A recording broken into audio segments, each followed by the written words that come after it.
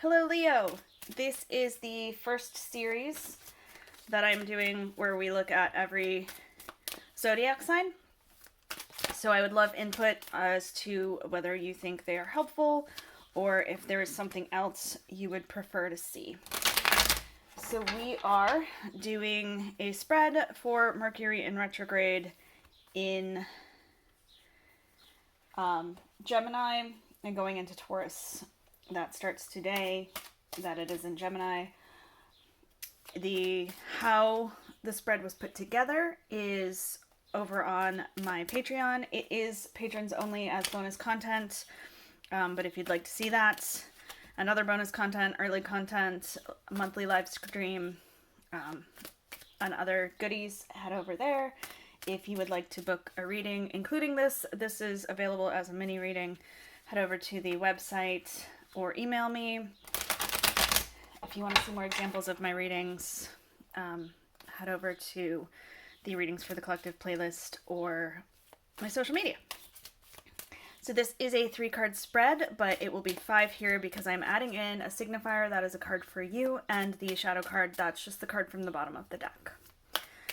Let's get started. So the signifier card that represents you is the Page of Swords. Now, I love the pages. They are the youngest of the tarot cards, the youngest of the court cards, rather. They are the most excited, the most curious, and I just really love that energy. This Page of Swords is very different from the page we see in most decks, though. When I see this, I think of connecting. I think of intuition.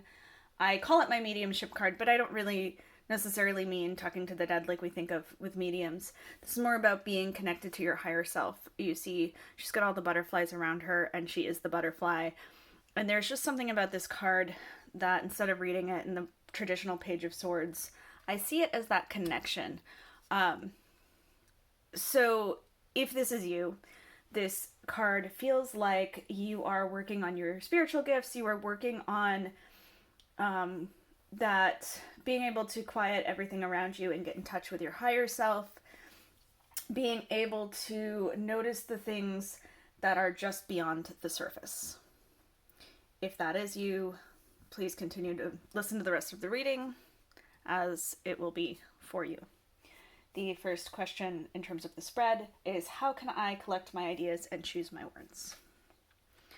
We have the Six of Wands. The Six of Wands is generally a card of being celebrated. But in this deck, it feels more like a bit of nostalgia. All of the sixes have a transition aspect to them, a getting ready to move and head into something else. But with the wands, there is a little bit more of that, especially in this deck. There is a bit of that idea of leaving something behind to move forward. The wands are the fire element. They're about spirituality, creativity, motivation, and like I said, usually it's about being celebrated. But here it really is more about looking back and letting go of various ideals that, or not ideals, but the things that kind of keep you stuck in the past. It can be ideals. It can be the things and the passions that you used to have that don't fit you anymore, but you still sort of miss. In terms of collecting your ideas and choosing your words, it is kind of a reminder to be in the present. Instead of going back to sayings and cliches from when you were younger or from when you did other things, making sure that your words reflect who you are now. Our next question is, how can I be sure that I'm being heard correctly? So the first question looks more into what you are putting out. And this one is more about how it's being received. we have the Nine of Cups. The Nine of Cups is a card of comfortability and contentment. The cups are the water elements. They are emotions and relationships. The Nine of Cups is very comfortable. Nines and tens are both endings in the tarot. The nine is where we are kind of having all of our stuff together, and now we are moving into the application part. And in this case, it is about building confidence and getting to the point where you are so comfortable and content with who you are that you are able to move into a new cycle. In terms of making sure you're being heard, we have more of that being yourself, your current self, understanding that there's a fluidity to personality and sticking with what is authentic to you, which has been kind of a theme across these so far. But also back to something we had to leave behind to get out the message. That is leaving behind the doubts that you might have about yourself and about the people around you, understanding you. So you can make sure that you are being heard correctly if you are comfortable with who you are, and bring other people into that comfort. Spot A doesn't hurt either. I do tend to see this card and think of pampering yourself, but that doesn't have to be applied in the way that's like you have to pamper people to make sure you're being heard.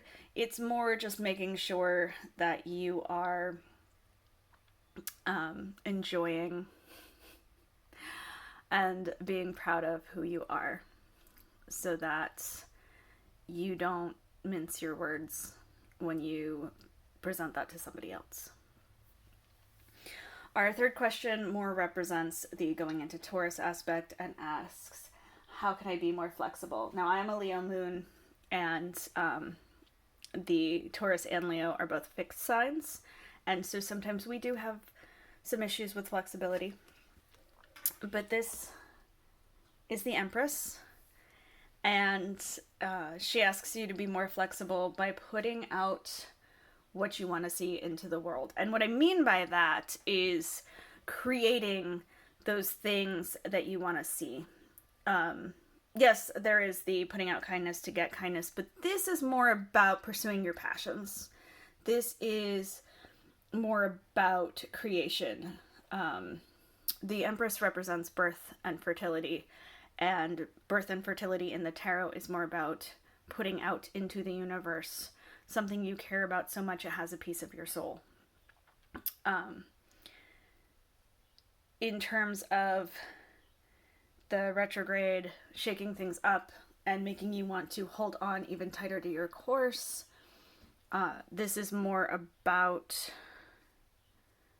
holding on in a way where you just continue to nurture it. You take what is thrown at you and apply it. Make that a piece of your project. Now, I love that she's looking at the little buggies with her microscope. She's looking at every detail.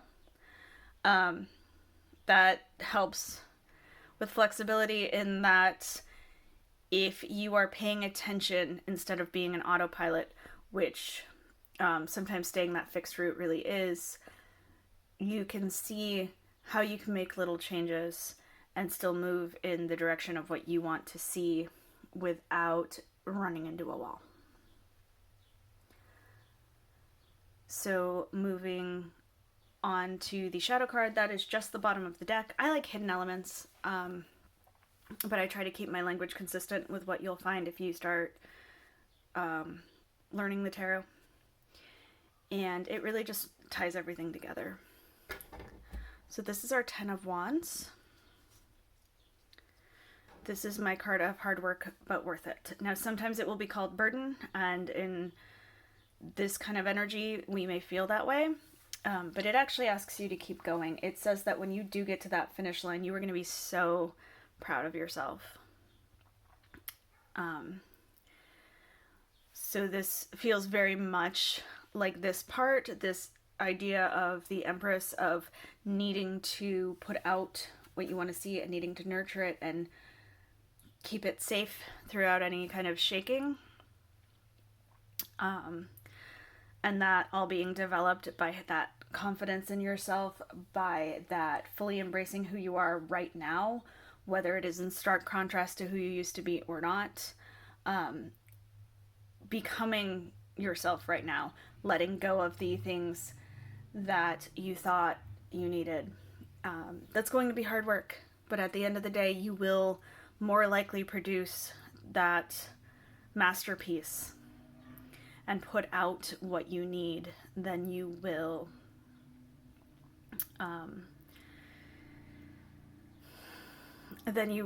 if you shrink back.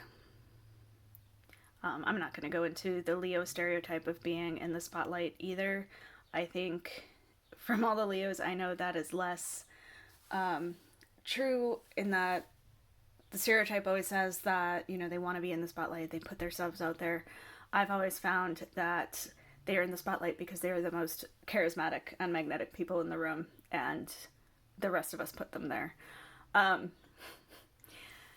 say this because I think sometimes it can be hard to have that pride and put it out there when you're hearing about other people's version of that. Don't be somebody else's version of yourself. So the deck that we used for this, I forgot to mention at the beginning, is the Nicoletta Ceccoli tarot deck. I have the Tarot of the Sweet Twilight out for clarification. I'm not sure this does need clarification. If you do have questions, if anything was confusing, or you just need a little bit more information, please comment. Let me know what you think about these kinds of readings. If you do this reading for yourself, whether it's the 3 spread or the full 5 like I did, let me know. Post it. If you post it on Instagram or TikTok or Facebook, please tag me. I am Sora Sky Messages everywhere. And have a wonderful week.